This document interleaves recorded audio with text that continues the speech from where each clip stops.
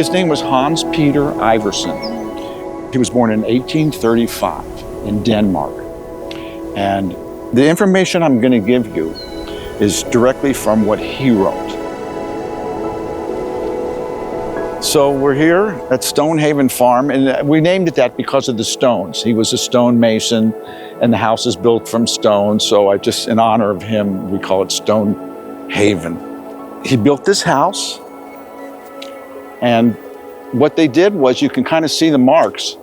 They would have some forms, some wooden forms, you can see them right here. Yeah. And they would put the forms up, shove the rocks in, pour the cement over the rocks, and when it dried, they would lift the forms and just keep doing that until they got to the top of the house. And he built there, he did the woodwork, him and his family, the stonework. And this stonework would have lasted probably for another 100 years had we not lost the roof. This is from the book, there's a book called A River and a Road or something, that a lady who was born out here, and that's the house before. Wow, that's cool. That's that house there. And that's another house that he built. I'm not sure if it was 1901 or 1910, but it's one of those, and this is what it looked like. Wow. Before the flood took it away.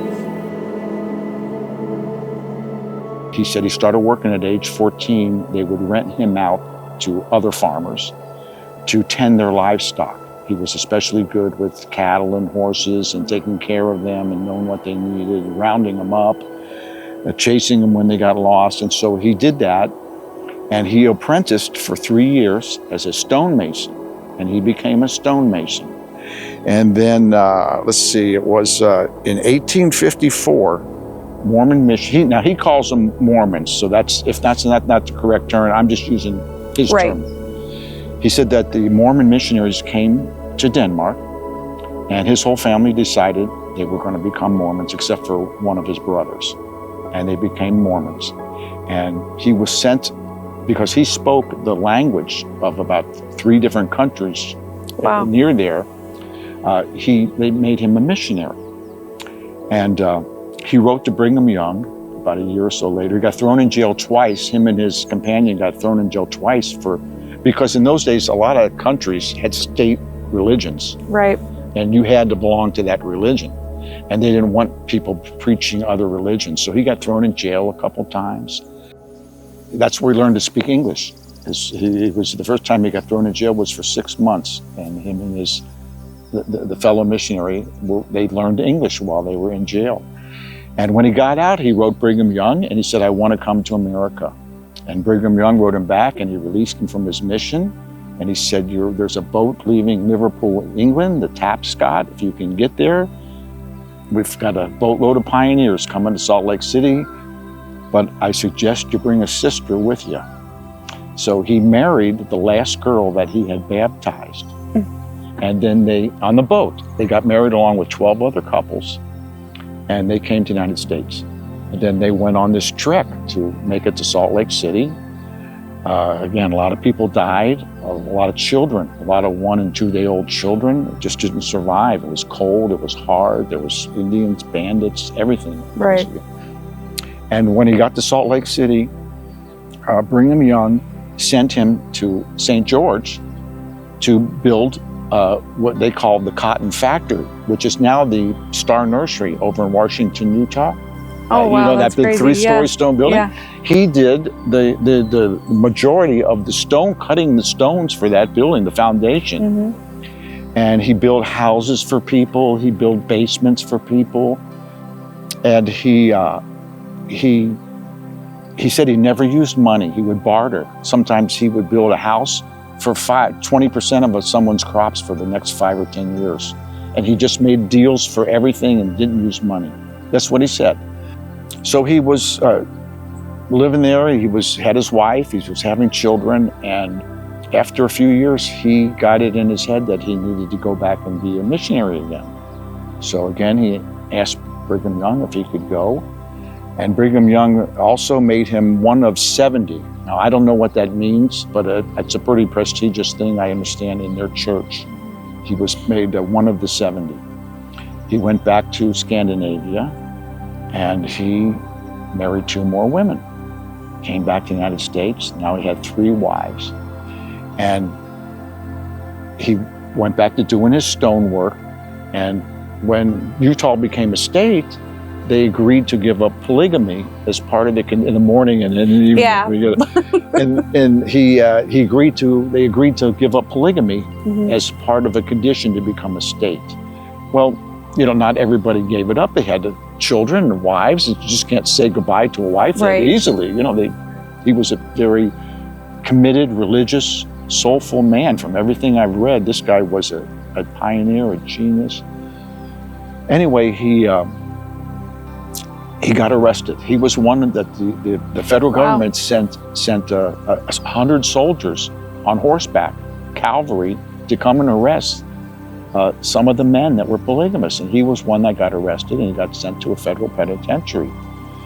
He's in the penitentiary, and he's writing letters to Brigham Young, and he's telling him that I dream of a place where I live with my family. And he describes this place. He said there's a river going through the desert, there's an oasis, there's surrounded by mountains, and the river runs right through it. And Brigham Young said, you know what? Elder Bunker just told me, Bishop Bunker just told me about a place he's going to settle, and it sounds exactly like what you're telling me. He said, when you get out of jail, I want you to get with Elder Bunker in St. George and ride down there with him and see the place. And he did. And on the way to what is now Bunkerville, they came through here. And Hans said, this is the place I saw in my dreams. Wow. And so he built his house on that side of the river in like, I think it was around 1875. He built a house on that side of the river. And he said that in, I can't discern which is which, because one says 1901 and one says 1910. They had a huge flood, and he said that they heard the river churning, so they walked up to the mountain, walked up the hill a little bit back there, and the next morning when they came down, he said there wasn't a stone left of their house. All their fields and orchards were gone. Everything was gone. And he came over here and he started building this house, and it took him a year. And he finished this house. So this house was made by a guy who had been a stonemason his entire life, basically. He knew what he was doing. He was extremely good at it. Brigham Young trusted him to build the cotton mill, he also worked on the temple in St. George. And he did the stonework. So this house was built by a master stonemason, and everything about it, the more I learned about it as I started cleaning it up, because it didn't look like it was really bad when I bought it. It was boarded up, stuccoed over. But as I started cleaning it up and seeing what was in there, I became amazed at how smart he was. It was actually 3 stories, because there was the ground story, then there was the upstairs where the children slept, and then they had a full root cellar under the house where they could keep the stuff that they grew all year long, because the underground stays relatively the same temperature all the time, and it's perfect for maintaining dried fruits and vegetables. So that's how they survived that.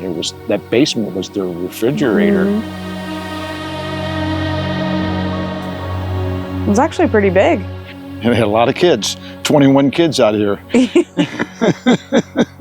a lot of bedrooms. He said most of the time they slept upstairs in the attic, or they slept outside. Because it was cooler? It was just, it was nicer outside, and there was only when there was harsh weather they would come inside. And he actually had a natural air conditioning system built in. The guy was an absolute genius. And this house is perfect solar alignment. Like if you get a book on solar alignment, you can get a compass, it's aligned perfect. Wow. So that the sun would come over the mountains and hit this wall and heat it up. And he had air channels built in the wall, and he had an opening in the bottom and an opening in the top, and the air would come in, and the hot rocks would make a convection current. So the air would flow through the house. And he said in his diary that they would put barrels of water and cotton sheets over the windows, and it would wick the water up, and it made the whole house a swamp cooler. Wow. The circulating air and the wet sheets made, that's what a swamp cooler is. That is super cool. And I've lived with swamp coolers, and if you ever have, I mean, it can save your life when it's 117. Oh, yeah. It takes it down to like 105, which is livable. Right. And the guy was a genius that built this place. That's what I really wanted to talk about today, is about him. Who has the diary? I believe it's in the Mormon archives, but it might be in his family. I have a copy that when I managed the Oasis Casino for 18 years, and there was at least 3 or 4 of our employees who were descendants of his. Right. Well, hey, when you have 21 kids, that's a lot of descendants. There's a lot of them. And one gal living in Buckler, she says, I have a book that he wrote explaining his life. And so I took it home, and you can kind of see I photographed a Xerox. Yeah. They had a Xerox, and this is what he wrote in. It says, "For the benefit of my children, I will write a short history of my life. I was born 24th of September, 1835." And then he goes on to lay out pretty much everything that he did. Wow. This is the first known site of human agriculture in the state of Arizona. There was an American Indian, Native American tribe that farmed out here hundreds of years ago.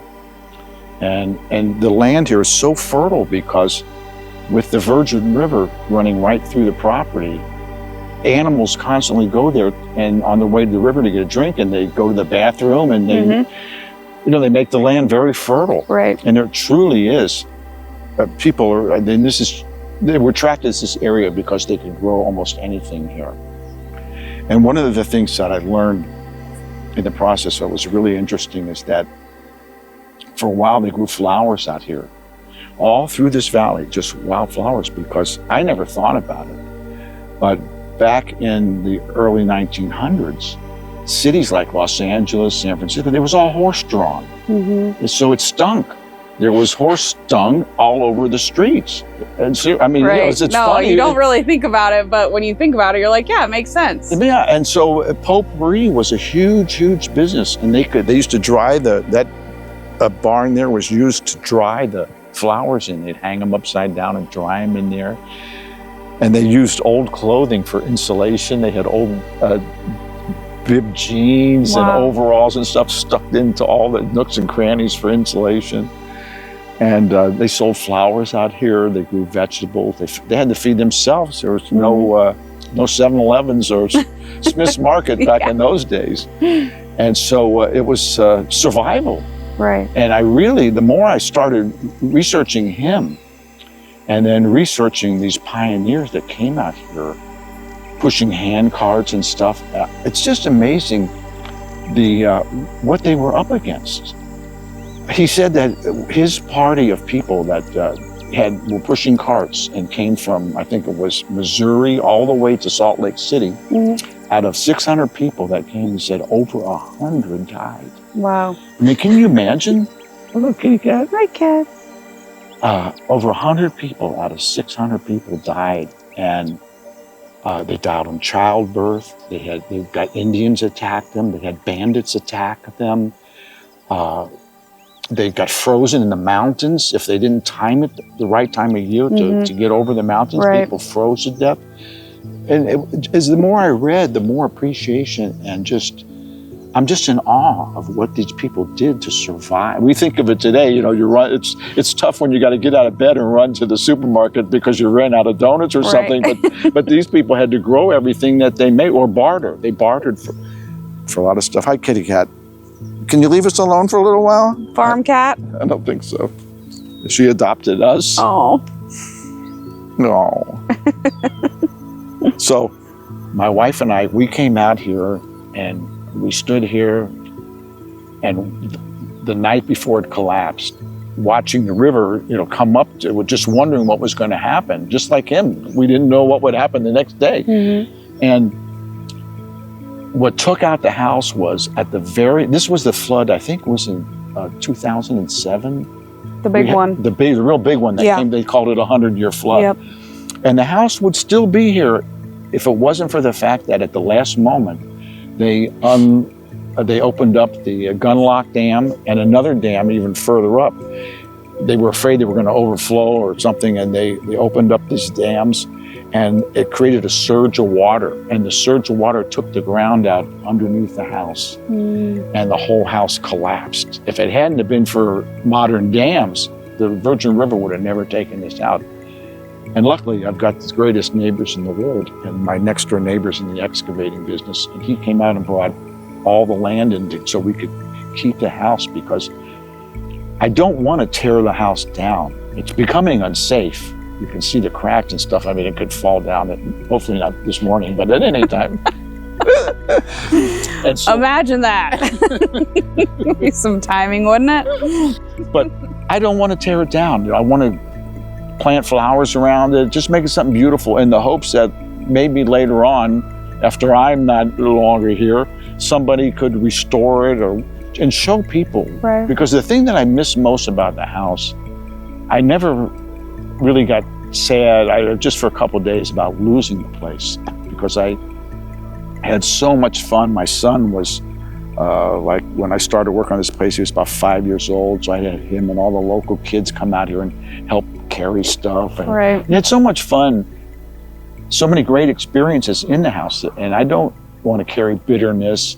And who am I going to be mad at? I mean, a flood came. I'm going to get mad at God because a flood came. But I want to keep the place and restore it, because what I miss the most is being able to show people what this guy did and how they lived out here in early 1900s. Mm-hmm. Because it's just, you forget now. I mean, you and I I remember when phones in your house were on the wall, usually by the kitchen, and you had one phone and, a little rotary dialer. And now you talk to kids and they just look at you like, what are you talking about? And I never experienced what it would have been like to live off of nature like they had to back then. No choice. No doctors. I mean, you get sick, break a leg, you got to figure it out. Mm-hmm. So that's what I miss most, is just not being able to show people what this guy built out here and have them hear a little bit of his story. And so anyway, he lived here until he died, and he's buried up in the Washington Cemetery next to the cotton mill that he built, or was part of building. And his ancestors, his children, are all through this area. Back when I was working in the casinos, I'd always run into customers or employees that had a story about this guy, and they remembered him when he was young. He wrote poetry, he wrote songs, he played the guitar, he just did it all. He was devoted to his religion and was a missionary, twice. And it's just been an adventure for me to come out here and live here. And I've never we were about a month away from moving into the house. I was going to say, you never lived there, right? No, I spent about 15 years working at the casino, and then during the day coming out here and fixing it, playing with it, working on it, hitting golf balls, losing golf balls. And I just kept working on it day by day, but we never got it to the point to live in it. But when we finally got there, then we lost it in the flood almost immediately. Crazy. So it wasn't meant to be, but the place has character. And another thing too is, I've been all over this area, and these stones are not from this immediate area. They're from a little further away, like about 5 miles away. So they had to get all these stones that he built this house with from some and then haul them here. Right.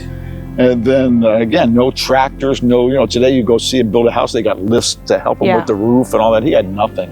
And massive crews of people. That was something that you were talking about earlier. He had a bunch of kids because you needed workers, right? Absolutely. So getting this stuff here, the materials, and then labor and putting it all together and having the skills, like you said, he could do it all, but I guess you had to back then, right? Pretty much. Until they got really, a massive amount of people, and then would be like it is today. There's a doctor and a lawyer, the butcher, the baker. But back then, you had to kind of do it all. But he was a really impressive guy. Mm-hmm. He's what I would call a man's man. Yeah. Somebody that a man could admire in a good way. You could really look at him and say, wow, to have the strength to do that, the courage to, I don't know that I'd have the courage to walk from Missouri to Salt Lake City over mountains and hostile territory, but and go to prison for your beliefs, and whether you agree or disagree, being willing to go to prison for what you believe that's major. It's admirable. Right. It really is. I mean, I really have a lot of information. So why don't you give us a walk around? Come on, let's go. Let's take a tour. And so you can see, the rocks up there. Everything was laid out to fit. And so how was it originally? What was the layout? It came out to about here, and then it was a T. The back end was a T. It went out that way. I'll show you in a minute. But it came out to here, and there would have been a fireplace on each side. And this was one big room, and probably where they ate, where they met, where they prayed, where they did everything, whatever. And then the bedrooms, there was 2 bedrooms. The house used to be a T. So the T would come out this way. You can see from the wall here how thick the walls were. Yeah, wow. So that looks like easily about maybe 14 inches. And again, he had channels built into it so the air would circulate. This place, it was cool all the time, even without the sheets of water and turning into a swamp cooler. Just the air breathed, the house could breathe. Houses today don't breathe. They put vinyl around, wrap them in vinyl to keep the moisture out. Right. And it also keeps the air out. But these houses would breathe, and that would keep you cool and actually keep you a little bit warm. And the T came out to about here. And then on each side of the T, they had wooden roofs, and those were the bedrooms. A bedroom on this side, a bedroom on that side, and this was, we think, the kitchen, but who knows what they actually used it for. Right. And again, it lasted for many, many years. So what's gone is mostly the outer structure, is not the main structure. Like, this part's held up pretty well, right? Well, fairly well. This T was part of the main structure, and the root cellar would have been under here. That would have been the first step from here that led to under the house. This was the first step that led, and you would go down here and you would go under the house, and then they had the root cellar under the house. The Virgin River would come right through here and right down through this area and go straight down where you see the bare spot there. That's where the Virgin River ran, right through here. But after that 2007 flood, they rechanneled the river. And so I not only lost the house, but I lost the river, which was really the soul of the property. I think I was more upset about losing the river than I was the house. From the house, from sitting here in the house, you could look down the river, straight down there for this long way, and I would see eagles, hawks, turtles, foxes all over the place, tons of foxes. I mean, you name it. Every kind of animal in the world would be coming out here, coming down from the mountains to drink. And also, this area is a natural aquifer because the way the mountains are, everything drains down to right here. And when we put that pond in, we hit water 12 feet down. It was like a faucet, like a giant pipe had broken. There's so much water underneath this land. It's just incredible. You would never believe it either. I mean, you can kind of tell because of all the trees and stuff around here, but you would never think in the middle of the desert that there's water, because my parents own property right across the way, and it's the same thing. You just dig a little bit and there you're looking at that. You're looking at that, yeah, you get the water. Yep. And because of the flood, there was a beautiful, when I bought the place about 30, 35 years ago, there was a 3-story hay barn over there that was just gorgeous. And I had tons of antiques around here. American Pickers came out here and filmed an episode. Oh yeah. And we'll have to find that. Oh yeah. We had tons of antiques out here, but now I just kind of put some golf holes because I wouldn't want to build anything down there knowing that it could all be gone in one day again. So I just tried to keep the beauty of the land and put something that won't hurt the land, and if it's gone, it's no big deal. I can move it around again someday. But again, I don't water any of this grass down in here. It just grows from the water that's underneath it. And also it gets pretty dewy down here. Like even, what are we in? Almost, geez Louise. End of August, Yeah, almost September. Almost September, and it's really cool down here right now. Yeah. Well, this is another thing that he did was, if you notice, see the hill up there? Mm-hmm. Okay, so this is the first place, including Bunkerville, Mesquite, this is the first place to be shaded when the sun starts to go down. Right. Because it goes down right over that hill. Right. So while out in scenic, it's still frying until 8 o'clock at night. About 4:30, 5 o'clock in the afternoon here in the summertime, it's already in the shade. Yeah. So it's just everything about the place, the way he situated it, the way he built it, it's just mind-boggling. Yeah, you see it, and I mean, I saw it and just thought, oh, you know, there's a house, but then you realize, thank God for the diary, that a lot of thought and, you know, consideration went into everything, which makes sense. Otherwise, how would you survive? You put yourself right in the middle of a heat wave all the time for 12 hours a day. Right. With no water, no good soil.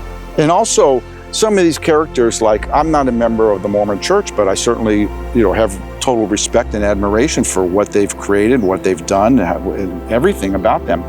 And when you hear about historical figures, whether it's Abraham Lincoln or Brigham Young or anybody like that, it's one thing to hear about what's written in books, but when you hear about a guy that wrote them letters, you know, then you start to see them as human beings and as real people, and you get a different sense of character and a different kind of admiration when you realize they're people like us and they were writing each other, and it just adds more humanity than I think what you would read in textbooks or things like that. You get a personal side. Exactly. And so this is where they dried flowers in. I would take you in there, but it's just covered in dust. And over here we have a little orchard. And pomegranates and figs and fruit trees. Yes, exactly. I'm just experimenting with stuff that will take care of it itself. Pomegranates, come to find out, the less you do, the better. Really? Just leave them alone. And they'll go crazy. Look at all of them. Oh yeah. We get tons of fruit off of one or two of these plants. I got peaches, almonds, figs, the pomegranates, and that's an apricot tree. That one over there is an almond tree. They give you plenty of almonds. Or you probably know, Annie, there's just something about picking a piece of fruit off of a tree and eating it. It's different than buying it in the supermarket. Oh, for sure. Yeah. God bless the supermarkets. We need them. Right. But man, when you realize how much was given to us for free, you know, the air, the water, the sunshine, the ground, the water under the ground, and then these plants that grow. And yeah, it's just amazing. It's easy to forget all that when you live in the city, right? Like coming out here, I don't know if people believe in vibes or feelings, or places have spirit, you know, or I don't know, some sort of feeling. You can feel it here. Absolutely. Right? I believe it. Absolutely. There is a vibe. And this was a barn, not too much unlike these other little barns. And after the flood, the big flood, we converted it into a house. We redid everything. Redid the stucco, the cement. But the only thing I kept was the roof, because I love the patina on the roof, and I didn't want to put a modern roof on there, and I thought it would look funky. The only other person I've ever heard say patina is my dad. Well, that ages me. I love it. It's just so he loves the patina. I'm like, oh, okay. Yeah. And it keeps the water out. It works perfectly fine. Right. It looks cool. I bet it sounds neat when the rain is happening. Oh, yeah. Oh, let me show you. This is kind of interesting. So, going back even well over 100 years ago, they bring water in from about, I think it's about 2 miles down or upstream. This water, there's an irrigation ditch at the top of this property. And all these big fields that you see out here, they all exist because of this irrigation water. There's so much water that comes down there, and it's free. And it's much better. There's no chlorine in it. This is just, the Virgin River is one of only, I think, 7 rivers left in the United States that are free flowing, that don't have a dam or a lock or something to clog them up. And so this water is clean and doesn't have chemicals in it. And you know, I use it for all kinds of reasons, and that's just store tools in there. That little, the wagon wheel, I was running the casino at the Oasis, and at one point they had a miniature golf course. And then at one point they decided to take it out. Yeah. And I asked Cy, I said, hey, Cy, can I, you know, what are you going to do with all those? They had, you know, little castles and stuff.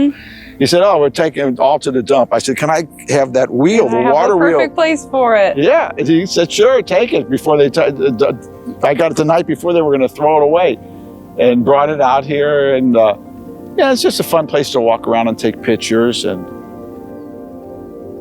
as I told you earlier, I kind of feel like the place owns me. I come out here and I work. I hurt myself sometimes, spend time, spend energy, sometimes spend money on the place a lot.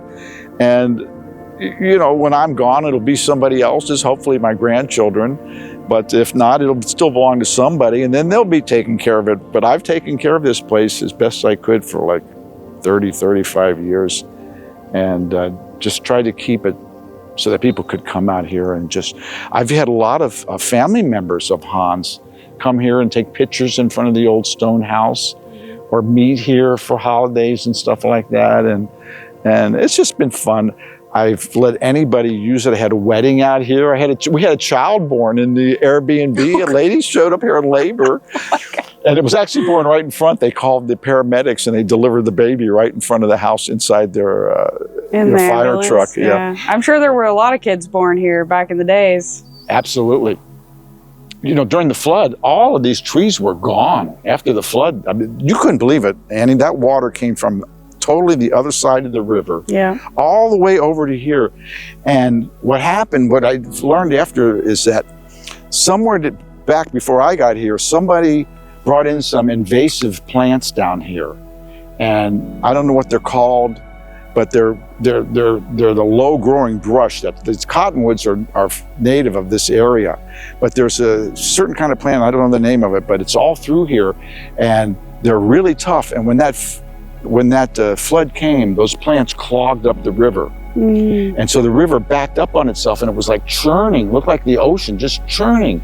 You couldn't believe the power that there was in the water. But what I'm getting at is all these trees just came back by themselves. I didn't plant any of this stuff. They just all grew back from seeds that were flying around. The orchard I planted, you know, bought stuff at the nursery, and a lot of it is just clippings from other people's plants. It's pretty neat. Yeah. Well, I'm glad you reached out. Thanks for telling the story. It's going to be your version of the diary, I guess. It'll be on the internet, and Lord knows where it'll end up after that, and who's going to see it. Well, let me, you know, I moved to Mesquite 41 years ago, so it was a pretty small, it wasn't what it is today. Right. There was less than 500 people, the sign said, when it said population approaching 500. And things that you don't think about. I just want to tell you two quick stories. There was 4 dairies here when I came here, and the Oasis was the Western Village truck stop. It was about the size of the State Line Casino is today. That's how small it was. And there was not even one stop sign or light from getting off the freeway to Mesquite to getting back on to head to St. George. You could drive through Mesquite. There was not a stop sign or a red light. And where the corner is, you know, where the gas station is in that corner, with these diaries, about once a month they would haul big, huge trucks filled with silage, which is rotten, smelly stuff that the cows and the pigs eat. And there was pig farms, there was cattle farm. And when these trucks would go around the corner, half of that stuff would fly out onto the road. And so people would come here and they go, oh my God, this town smells so bad. How can anybody live here? And it would only last about a day or two, you know, it would dry out. But every month for like a day or two, when these trucks came through, the whole town would smell. Charming. So, yeah. So let me tell you one cute story. So let's go over in the shade here, just back up a little. So I'm managing the casino at the Oasis for Cy Red. I managed the casino for him, and he had other people that ran the restaurants and all that kind of stuff, but I ran all the gaming for him for 18 years. So I'm at home one day, and my home then was where City Hall is today, where the statue is of the pioneers. That was my house. I had a house. That was the first property that I had bought in Mesquite, and I lived in that house. And I'm in there, and I'm sleeping, and I get a phone ring, and it's the casino, and it's this boss, one of the shift bosses, he says, Ronnie, we just caught somebody cheating. I said, really?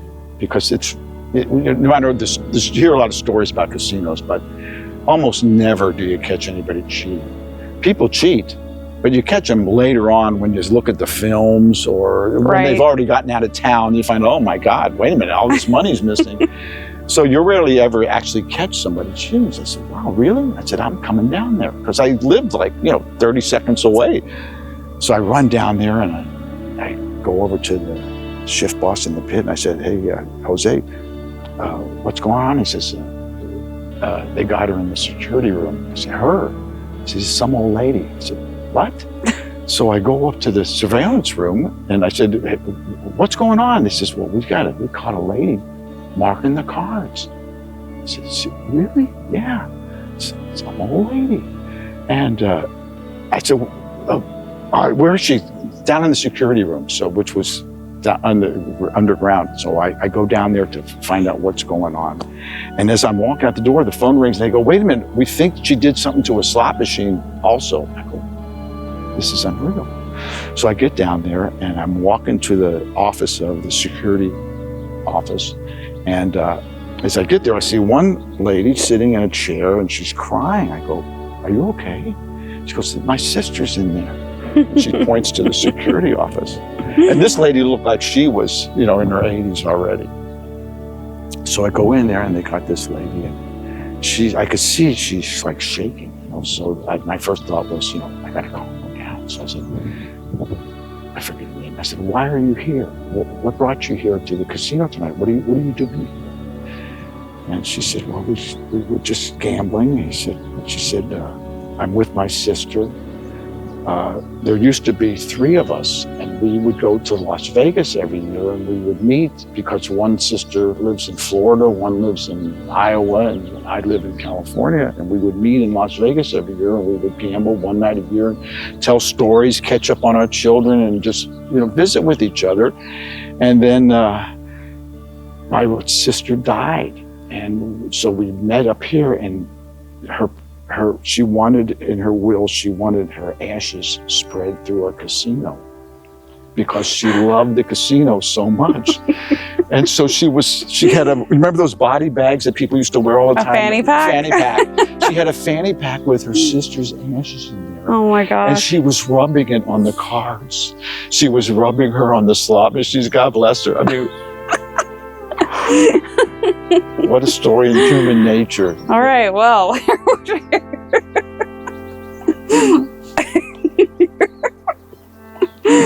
I don't know. Of all the places I'd want to be left, casino probably isn't one, but that's cool. Well, it meant a lot to him.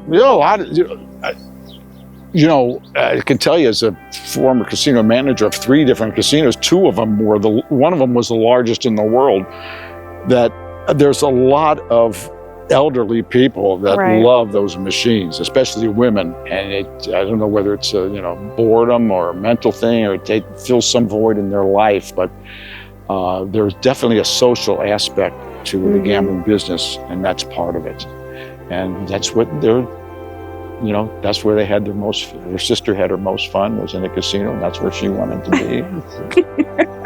So be it. Hey, to each their own, huh? Yeah. Well, thanks, Annie. Yeah, I'm so happy you reached out. I had no idea this place was down here, so it's really cool. Is there a way people can get in contact with you if they want to come down and check it out, or you have a Airbnb going here, so maybe people can come down and stay? I know that you're not doing that all the time, but they can. I'm on Facebook all the time, and they can find me there. Or they can, if somebody wants to call you, and you're welcome to give them my phone number. Perfect. They're welcome to call me. I don't want to blast it on the internet. I'll get too many salesmen. But yeah, I love to have people down here.